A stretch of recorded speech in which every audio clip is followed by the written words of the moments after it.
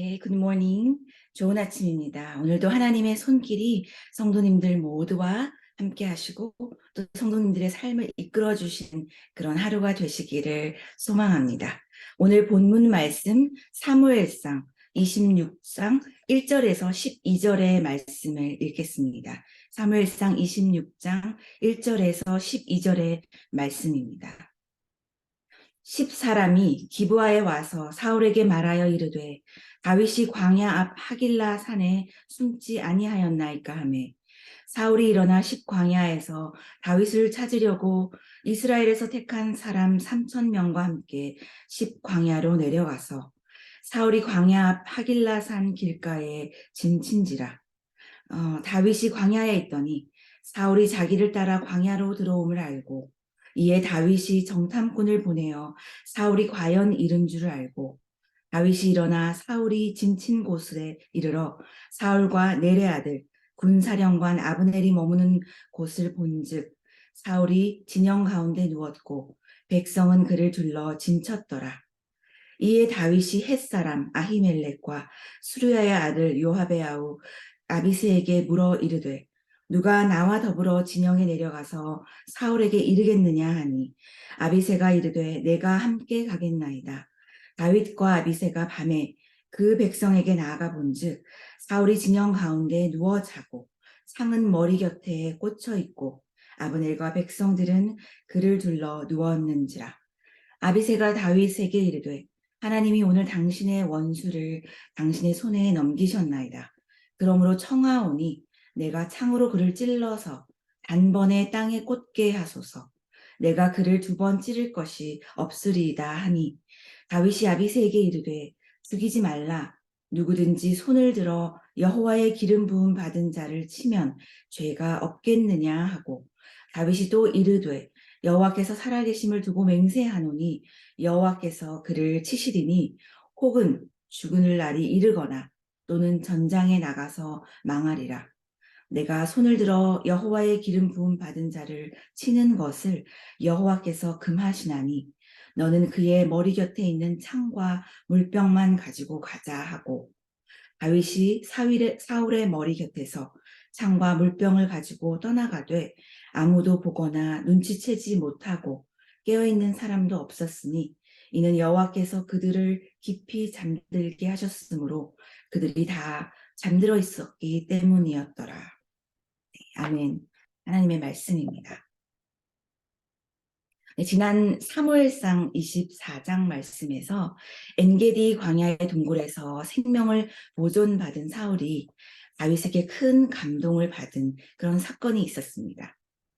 그때 사울은 눈물을 흘리면서 다시는 다윗을 죽이지 않겠다고 선언한 지 얼마 지나지 않은 시점입니다.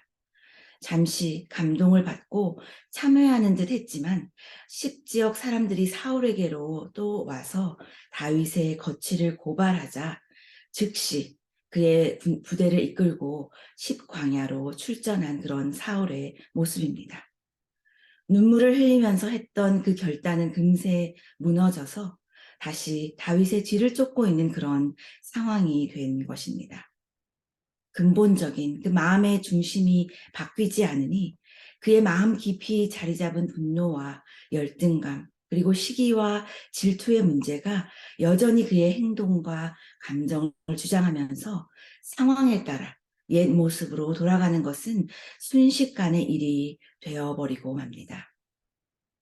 그러나 다윗은 조금 더 담대한 모습을 보여줍니다. 이전에는 동굴 안에 숨었다가 용변을 보러 들어온 사울을 우연히 만났다면 이제는 사울의 동태를 살피려 적진안으로 직접 들어오는 것입니다. 그러나 다윗의 상황을 생각해 보면 참으로 불안한 삶의 연속이지 않았나 생각이 됩니다. 다윗의 생명을 위협하는 사람은 직접적으로는 사울이었지만 사울의 추격을 피해야 하는 다윗은 온갖 백성들의 눈도 피해야 했습니다. 지난번에는 그일라 사람이 다윗을 신고하였는데 이번에는 유대인 10사람들이 신고한 것입니다. 다른 종족이거나 같은 종족이거나 다윗의 적들이 도처에 깔려 있는 그런 상황입니다. 그러나 다윗은 이전보다 더욱 침착하게 행동하면서 사울의 진영을 정탐하려고 밤에 아비새를 데리고 사울의 진영 안으로 들어갔습니다. 5절 말씀에 다윗이 일어나 사울이 진친 곳에 이르러 사울과 넬의 아들 군사령관 아브넬이 머무는 것을 본즉 사울이 진영 가운데에 누웠고 백성은 그를 둘러 진쳤더라. 사울을 보호한다고 사울을 진영 가운데 두고는 군대가 그를 둘러싸서 진을 치고 있는 그런 모습입니다. 그런데 신기하게도 사울과 그의 모든 군사들이 깊은 잠에 빠져 있는 것을 발견하였습니다. 적진의 진영에 들어왔으나 전혀 긴장할 것도 없는 그런 상황입니다. 그런 모습을 본 다윗의 군대 장관인 아비새가 다윗에게 이런 말을 합니다. 하나님이 오늘 당신의 원수를 당신의 손에 넘기셨나이다. 그러므로 청하오니 내가 창으로 그를 찔러 단번에 땅에 꽂게 하소서. 2번 찌를 것이 없으리이다 하고 말하고 있습니다. 잠을 자고 있을 뿐만 아니라 완전 무방비 상태로 누워 자고 있는 사울에 대해서 아비새의 말처럼 그 생명을 취하는 것은 어려운 일이 아니었을 것입니다. 그러나 다윗은 여기서 다시 한번 사울을 친히 죽여 복수해서는 안 될 이유를 제시하고 있습니다. 9절 말씀에 다윗이 아비새에게 이르되 죽이지 말라. 누구든지 손을 들어 여호와의 기름 부음 받은 자를 치면 죄가 없겠느냐 하는 이유입니다. 이것은 지난 24장에서 다윗에게 사울을 칠 기회가 왔을 때 보여주었던 그 반응과 같습니다. 24장 6절의 말씀에서도 내가 손을 들어 여호와의 기름 부음 받은 내 주를 치는 것은 여호와께서 금하시는 것이니 하고 사울을 치는 것을 금한 일이 있습니다. 여호와께서 한 번 택하여 기름 부은 자이니 그의 생명은 전적으로 여호와 하나님의 주권에 속한 것이다 라는 말입니다. 나의 판단으로 나의 감정으로 기름 부음 받은 자를 해한다면 그것은 여호와의 주권을 침해하고 여호와 앞에 죄를 짓는 결과가 될 것이라 하는 말입니다. 사울과의 그 관계보다 사울과의 그 단순한 관계보다 자신과 여호와와의 관계를 우위에 두는 그런 다윗의 일관된 모습인 것입니다. 그러나 이번에는 또 다른 한 이유를 들어 여호와의 주권을 이해하고 있습니다. 10절 말씀에 이르기를 다윗이 또 여호와께서 살아계심을 두고 맹세하노니 여호와께서 그를 치시리라 하고 말하면서 사울의 생명이 하나님의 손에 달려 있으니 그에게 만약 죄가 있다면 하나님께서 그를 심판할 일이 있다면 하나님께서 판단하시고 그를 심판할 것이라 하고 증거하고 있는 것입니다. 심판은 하나님께 속한 일이라는 것입니다. 하나님의 때에 하나님의 뜻대로 이루어져야 한다는 것을 믿으면서 하나님의 때를 기다릴 것을 또 아비새에게 그의 부하에게 다시 한 번 더 강조하고 있습니다. 다시 한번 사울을 죽일 수 있는 기회가 찾아왔지만 그의 부하에게도 그의 부하들조차에게도 사울을 죽이는 것을 허락지 아니하였고 또 이번에도 사울 곁에 있는 그의 창과 물병만 취하여 돌아왔습니다. 한 번의 결백을 증거하는 한 번의 기회를 하나님의 손에 온전히 맡겼다 하는 그 증거품만을 취하여 돌아오는 것입니다. 자신의 손에 피를 묻히지 않았을 뿐만 아니라 자신들의 부하들도 하나님을 경외하고 하나님 앞에 범죄하지 않기를 권고하는 그런 믿음의 리더된 모습입니다. 다윗의 부하 아비새는 지난번에 그 엔게디의 동굴에서의 사건과 같이 이것이 하나님이 주신 기회다라고 하나님이 오늘 당신의 원수를 당신의 손에 넘긴 것이다라고 주장하였지만 다윗은 오히려 이것을 하나님께서 자기를 사랑하셔서 동행하시며 보호하시고 또 범죄하지 않게 하시는 증거로 삼고 있습니다.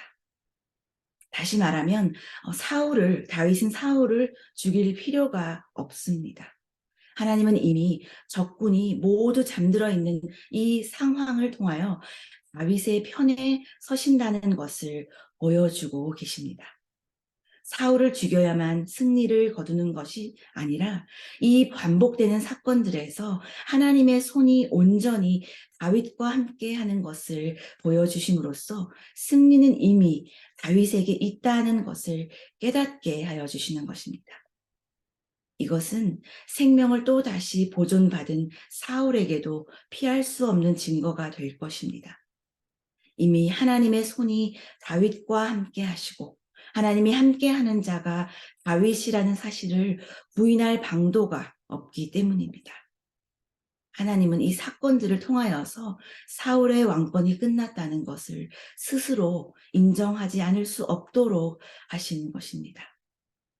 동굴 안, 은밀한 곳, 사람들이 보지 않는 곳에서도 또 십광야 한복판, 모든 사람들이 그를 둘러싸고 있는 그런 상황에서도 하나님은 다윗의 편이 되어주시며 다윗과 함께 해주셨다는 것입니다.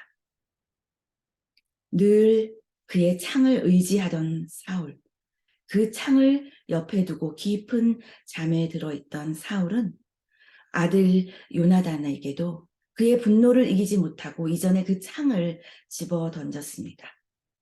다윗을 죽이려고도 그 안에 있는 악한 영이 동하여 분노하게 할 때마다 그 창을 집어 들었습니다. 바로 그 창으로 사울을 죽일 수도 있는 다윗이었습니다. 아비새의 말대로 단번에 그를 땅에 꽂을 수도 있는 기회였습니다. 그러나 다윗은 그 창을 복수의 도구로, 분노의 도구로 사용하지 않았습니다. 그냥 그 창을 사울에게서 가져오는 것을 선택함으로써 마치 사울의 그 분노를 다스리지 못하고 분노가 치밀어 오를 때마다 창을 집어 던졌던 그 모습과는 달리 분노의 도구가 되는 그 창을 아예 바울에게서 치워버린 것입니다. 그렇습니다. 다윗은 자신의 생명을 위협하는 이 사건을 사울과 자신의 문제로 보지 않았습니다. 오히려 하나님과 자신의 관계의 문제로 보고 있습니다. 하나님이 주시는 기회라면 하나님과의 관계가 상하지 않게 행하여야 할 것이며 이 사건을 통하여서 오히려 하나님과 다윗 간에 더욱더 신뢰하는 관계로 세워주실 것을 또한 믿는 것입니다. 같은 상황을 놓고도 사람마다 생각하는 바가, 해석하는 바가 다를 수 있습니다. 어떤 것이 옳은 선택입니까? 하나님 보시기에 어떤 것이 옳은 길인지 살펴야 한다는 것입니다. 결국 모든 사건을 어떻게 바라보느냐 하는 것은 하나님과 나의 관계를 통해서 바라보아야 합니다. 그 사건이 끝난 후에도 여전히 남아있는 것은 나와 하나님과의 그 관계의 문제이기 때문입니다. 사람이 무슨 일이든 자기 힘으로 처리하려고 하면 잠깐은 되는 것처럼 보이지만 결국은 되돌릴 수 없는 그런 실수를 범하기도 합니다. 하지만 다윗은 하나님께 이 모든 상황을 맡기면서 하나님께서 예정하신 시간에 친히 그 일을 이루실 것을 확신하였습니다. 만일 사울이 하나님께 받을 벌이 있다면, 하나님께서 받을 심판이 있다면 하나님께서 손수 친히 행하실 것이다 하는 것입니다. 이러한 다윗의 모습으로 인하여서 하나님을 그 전적으로 신뢰하던 모습으로 인하여서 하나님은 오랫동안 다윗을 끝까지 아껴주신 것을 기억합니다. 오늘을 살아가는 우리도 하나님을 바라보면서 선으로 악을 이겨야 할 것입니다. 주님을 경외함으로 그 마음으로 서로를 존중하며 하나님의 뜻이 이루어질 때를 기다려야 합니다. 원수가 오히려 나의 승리를 확신하게 하여야 하며 나를 통하여서 역사하시는 하나님을 그의 눈으로 직접 볼 수 있도록 하여야 합니다. 오늘도 우리의 모든 문제를 하나님 앞에 맡기면서 선한 방법으로 우리를 반드시 승리하게 하실 그 하나님을 바라보는 믿음의 성도님들이 되시기를 축복합니다. 네, 기도하시겠습니다. 하나님 아버지, 때마다 우리에게 평강의 이유가 되어 주시는 주님, 오늘도 하나님의 은혜를 믿으며 우리의 믿음이 성장하게 하시고 또 모든 일에 잠잠히 그러나 하나님을 의지하는 믿음으로 담대히 살아갈 수 있도록 인도하여 주시옵소서. 그 어떤 상황에서도 우리가 하나님 앞에 범죄하지 않도록 우리를 보호하여 주시고 하나님께서 신뢰해 주시는 믿음의 사람이 될 수 있도록 우리 한 사람 한 사람을 인도해 주시옵소서. 오늘도 하나님 앞에 믿음이 성장하는 그런 은혜의 시간을 살아갈 수 있도록 인도하여 주시며 하나님께서 열어주시는 오늘 하루를 하나님 안에 기대하는 마음으로 살아갈 수 있도록 인도하여 주시옵소서. 감사를 드리며 예수님의 이름으로 기도합니다. 아멘. 네, 기도의 제목을 나누겠습니다. 말씀을 기억하시면서 다 함께 기도하시기를 원하고요.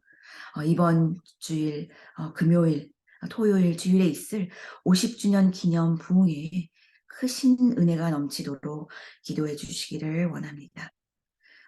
이 시간을 위하여서 함께 하시는 강사 목사님과 함께하여 주시고 또 우리의 마음이 은혜를 사모하는 마음이 되게 준비시켜 주시고 또 귀한 말씀이 우리 마음에 깊이 심겨질 수 있도록 기도해 주시기를 원합니다. 많은 환우들을 위하여 기도해 주시기를 원합니다. 하나님께서 치유의 역사를 베풀어 주시도록 기도해 주시고 오늘 수술 받으시는 자매님 또 수술 후에 회복 중에 계신 성도님 믿음으로 치유를 위하여 기도하시는 모든 성도님들의 기도가 하나님 안에서 응답될 수 있도록 기도하여 주시고 또 그 밖에도 많은 기도의 제목을 가지고 눈물로 기도하시는 성도님들의 그 기도 제목 가운데 하나님께서 평강으로 인도하여 주시며 응답하여 주시도록 기도하여 주시기를 원합니다. 다 함께 기도하시면서 일상의 삶으로 나아가시겠습니다.